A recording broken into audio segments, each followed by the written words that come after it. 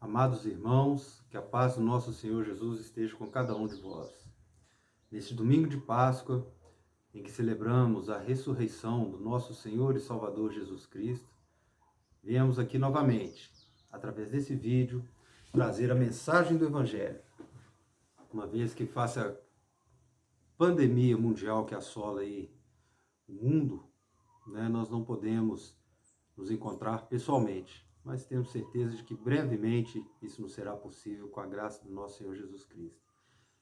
Então, convido a igreja para que em oração converse com o Senhor, cada um apresente o teu agradecimento, o teu pedido, a tua súplica, e que o Espírito Santo nos abençoe em mais um estudo da palavra. Amém? E o estudo da palavra hoje está no Evangelho de João, no capítulo 6, versículo 1 a 15, qual eu vou ler agora para a igreja.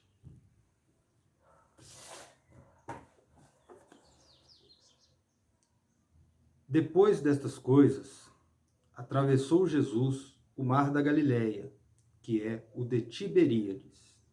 Seguia-o numerosa multidão, porque tinham visto os sinais que ele fazia na cura dos enfermos.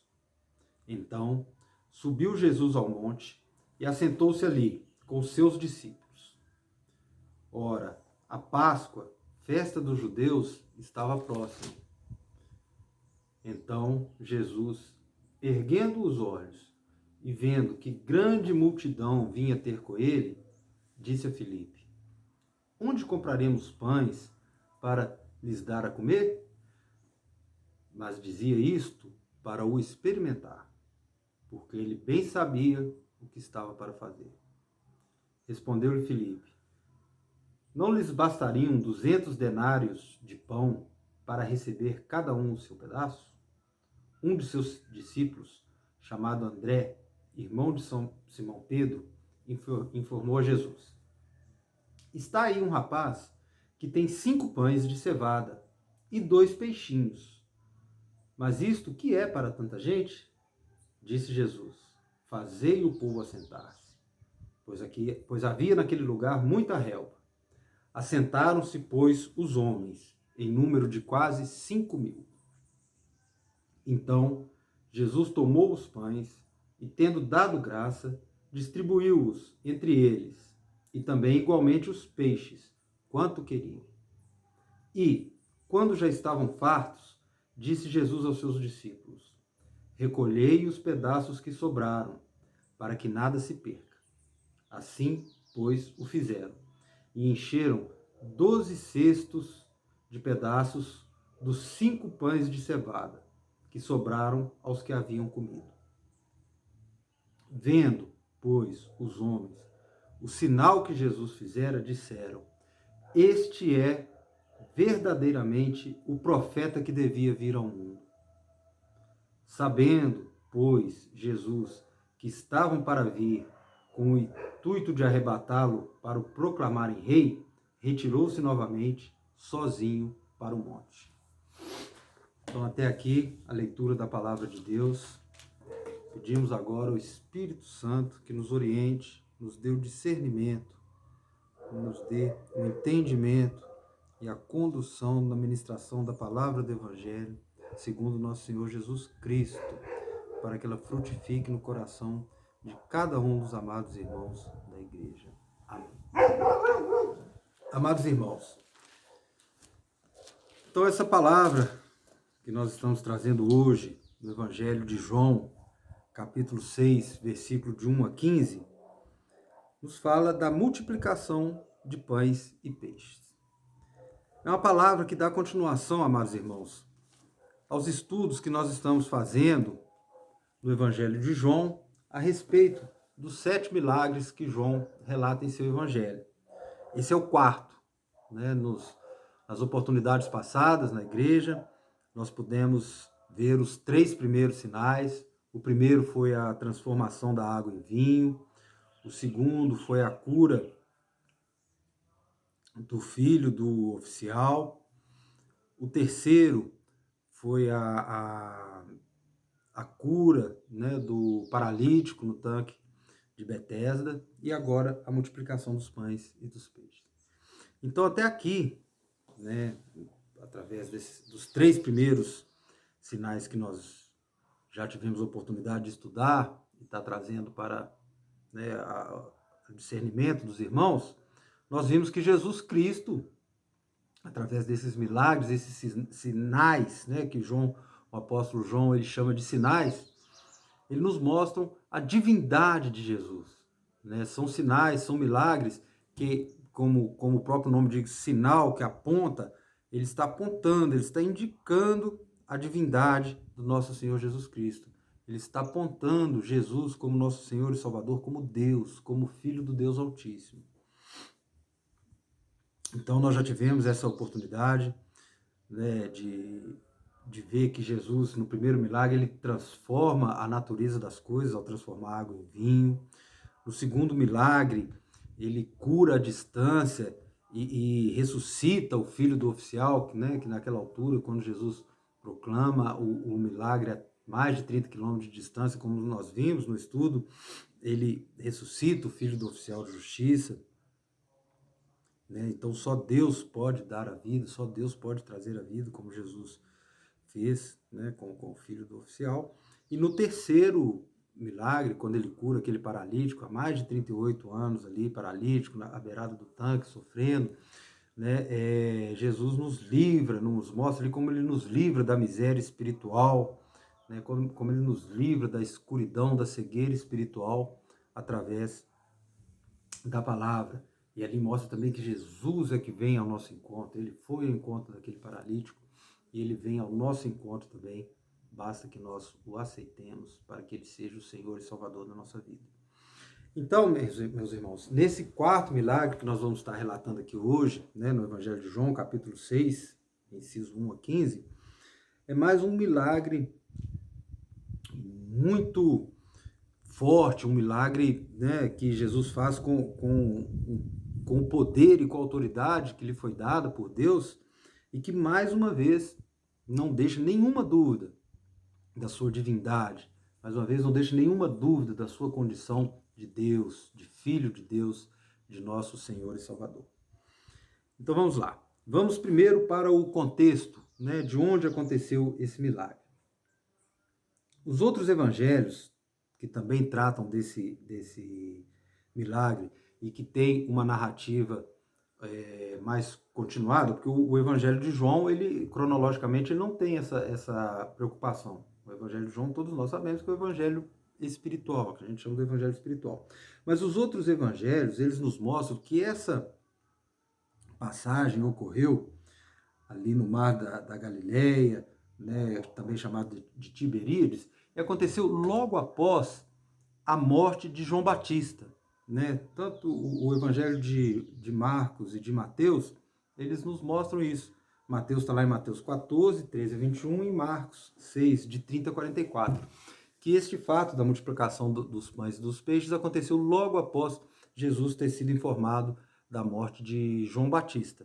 E o Evangelho de Marcos fala que Jesus e seus discípulos atravessaram, né, o mar da Galileia, que também é chamado Tiberíades, como está no versículo 1, e foram para esse lugar, uma relva, um lugar mais afastado, um lugar mais tranquilo, porque Jesus, eles sentiram que Jesus e os discípulos também precisavam descansar, né? Isso aqui acontece já no meio do ministério de Jesus, mais do meio para o final, pois já estava se aproximando da Páscoa. Essa seria a Páscoa que Jesus participaria antes da próxima Páscoa, que seria, né, a paixão, a crucificação e a ressurreição dele. Ou seja, então faltava aí pouco mais de um ano mais ou menos, para acabar o ministério de Jesus. Então a gente já está mais da metade do ministério dele. E Jesus estava cansado, e a gente, né, pensa também que a notícia da morte de João Batista, de certa forma, também deve ter trago alguma forma de tristeza a Jesus, né? Porque ele foi batizado por João Batista foi aquele que as profecias, né, falaram que viria antes dele, preparando as veredas, como o profeta Isaías disse. Então, nesse momento, a intenção de Jesus era retirar para um lugar mais tranquilo, mais afastado, a fim de descansar. Então eles atravessaram o mar da Galileia. Só que o versículo 2 fala que mesmo Jesus tendo essa intenção, ele não conseguia, porque a multidão já o acompanhava.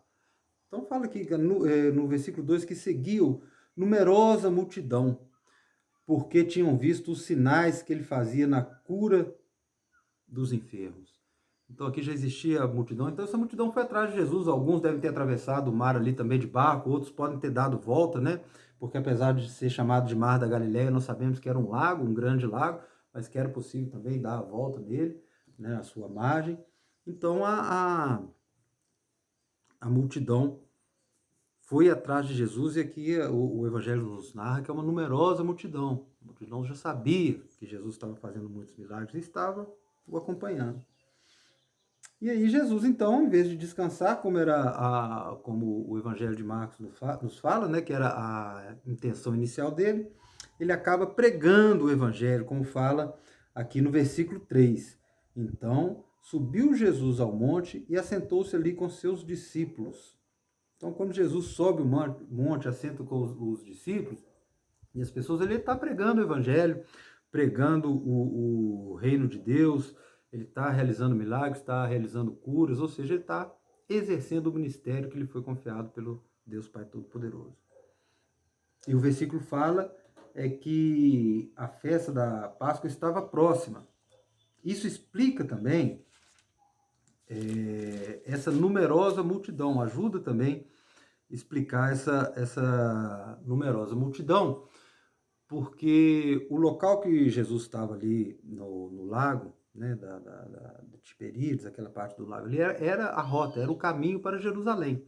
Então, além dos discípulos e daqueles que estavam acompanhando Jesus, acompanhando o seu ministério, passavam por ali também numerosas pessoas que estavam indo para Jerusalém para a festa da Páscoa, né? Então, eles também paravam e estavam ouvindo os ensinos de Jesus. Então, por isso, essa numerosa multidão, né?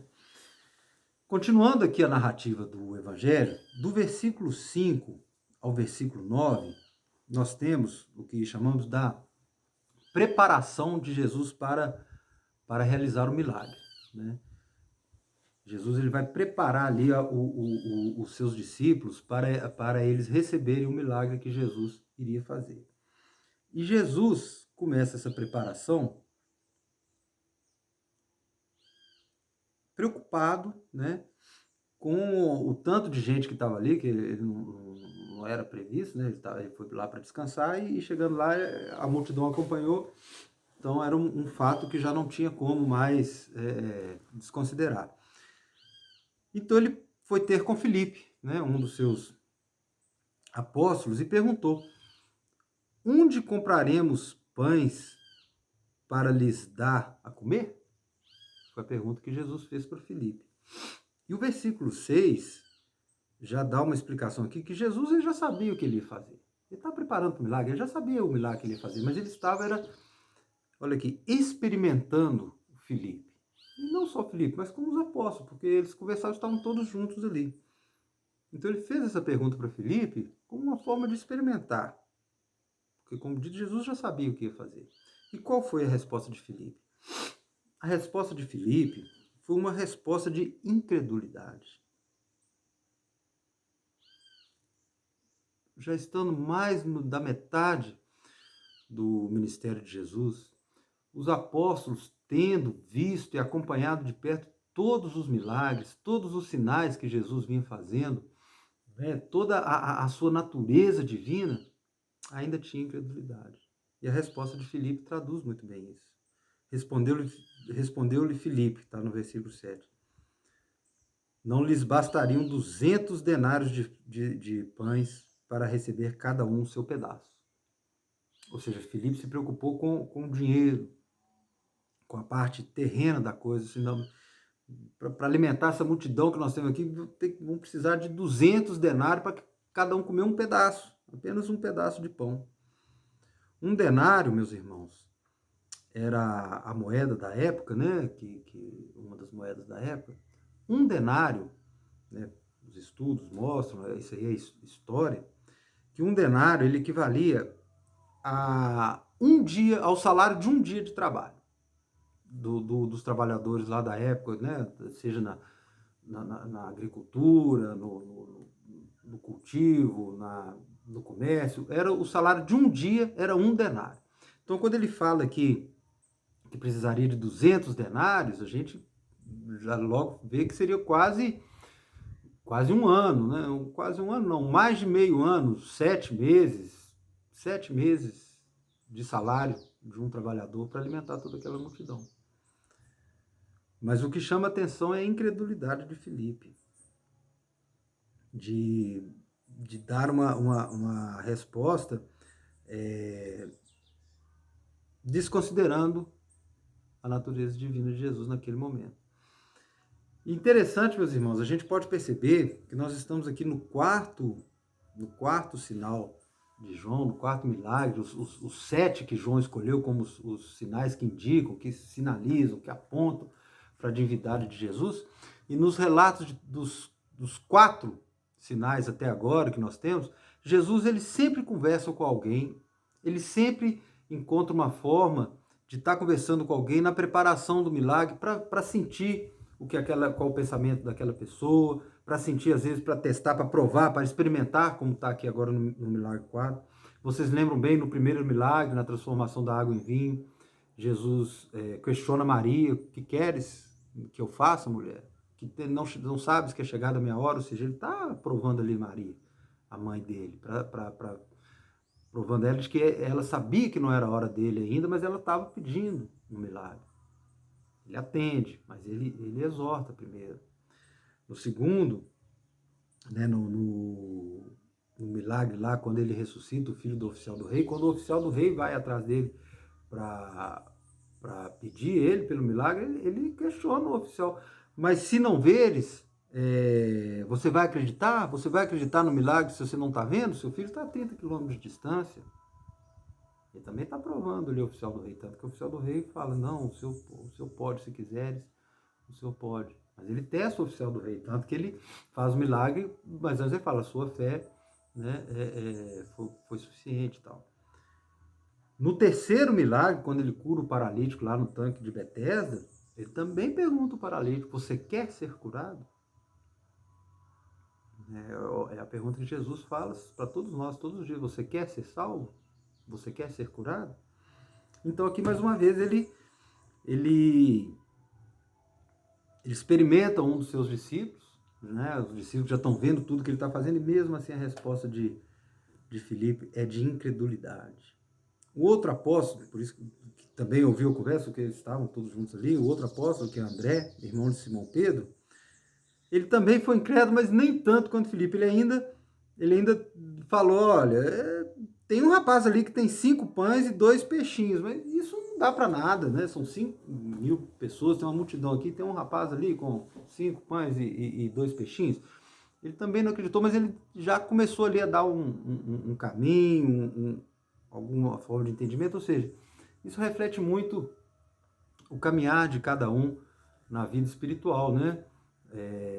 Às vezes começa na incredulidade, depois vem para o arrependimento, para a aceitação, para a confissão.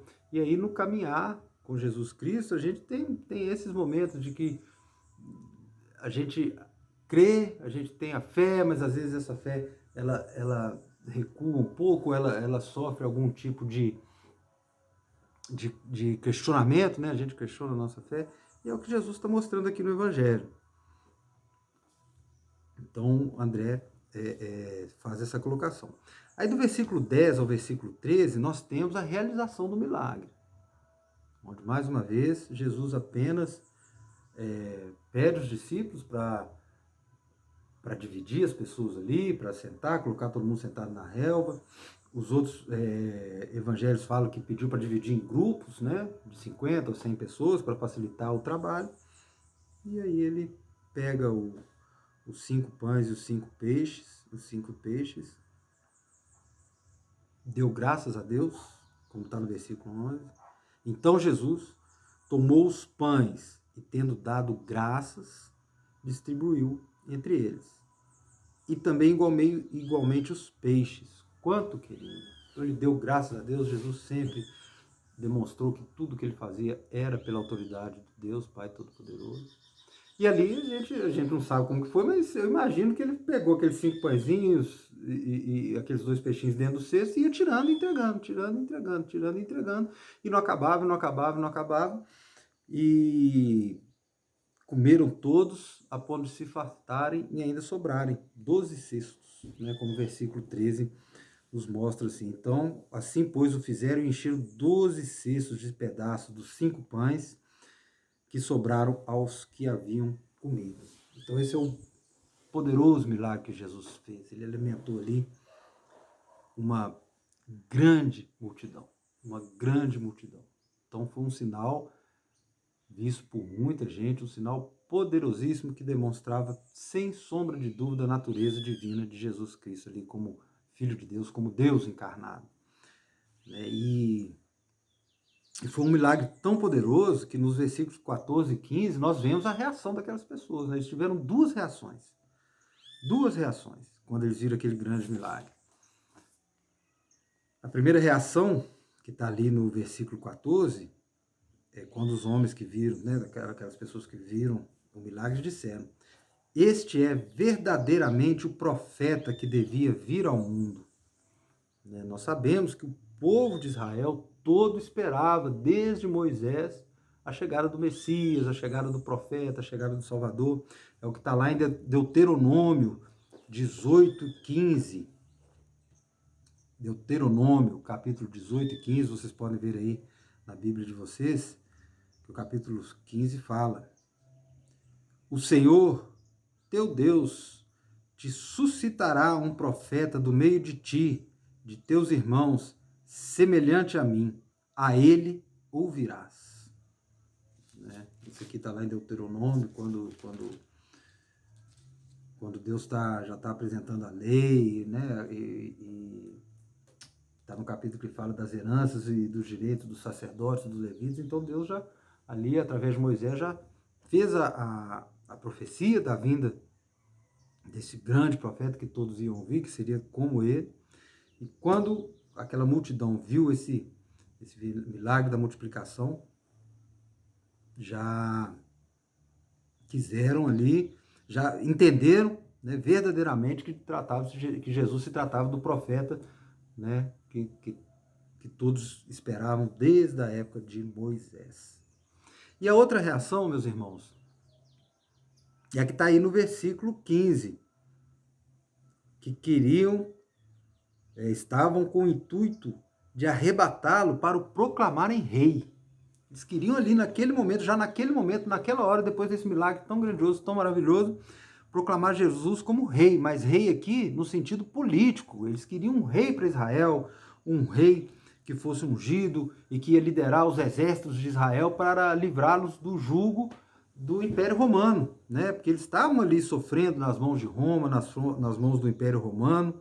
Eles não tinham rei mais, eles eram governados por aquelas pessoas que Roma indicava, aquelas pessoas que Roma designava para tanto. Então aqui na época de Jesus, nós temos o tetrarca lá,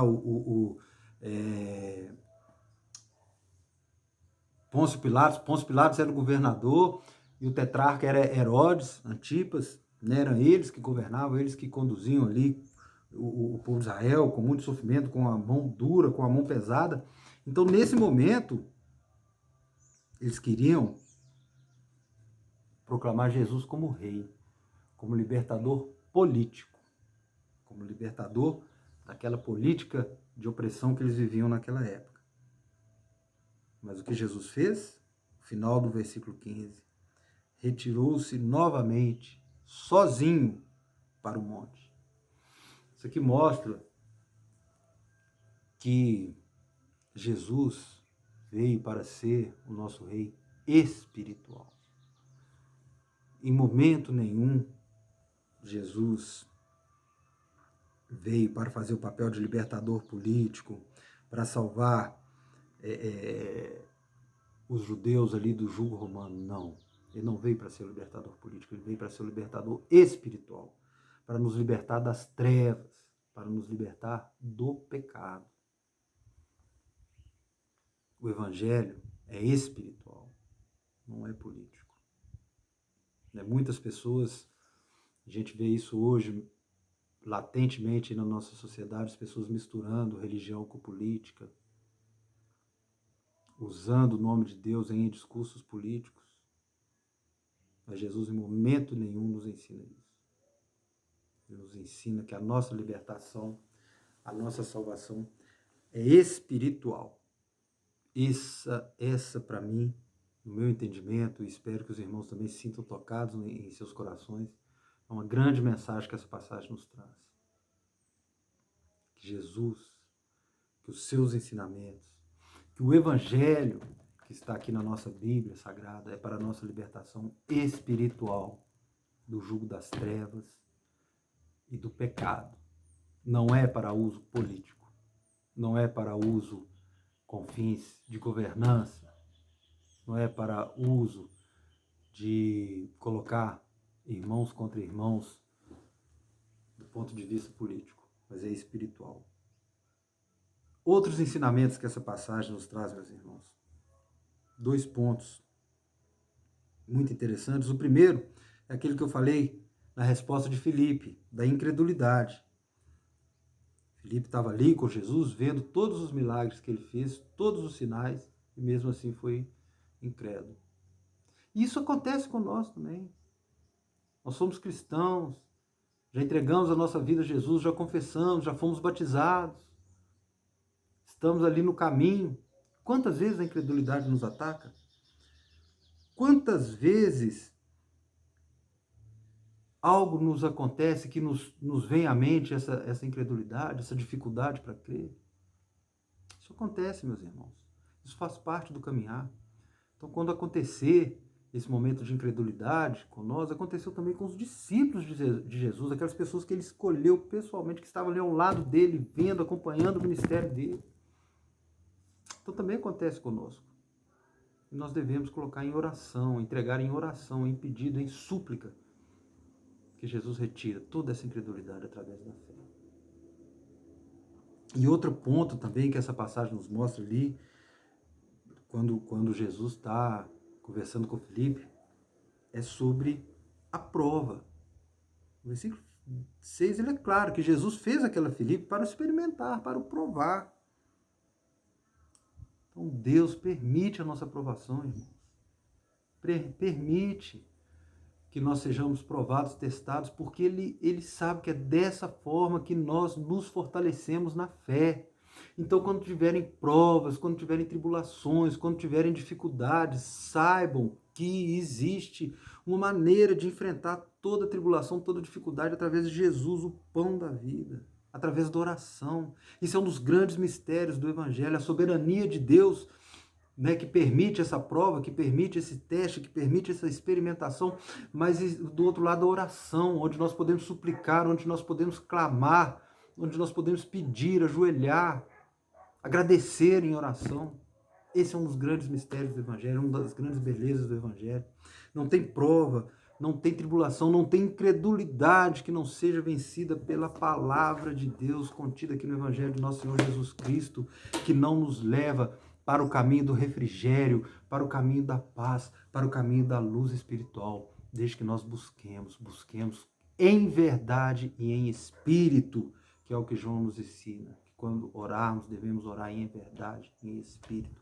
Orando em verdade e em espírito, toda incredulidade, toda prova, toda tribulação vai passar, meus irmãos. E o milagre de Jesus, como nosso libertador espiritual, nos livrando do jugo das trevas, nos livrando do pecado, da abundância do pecado, nos livrando da dependência desse mundo, das concupiscências da carne, dos olhos, da soberba da vida. Ele nos livra, pois ele é o nosso Salvador, nosso libertador espiritual, o nosso Rei espiritual, como essa passagem nos ensina. Amém? Glória a Deus por nosso Senhor Jesus Cristo ter vindo como nosso libertador.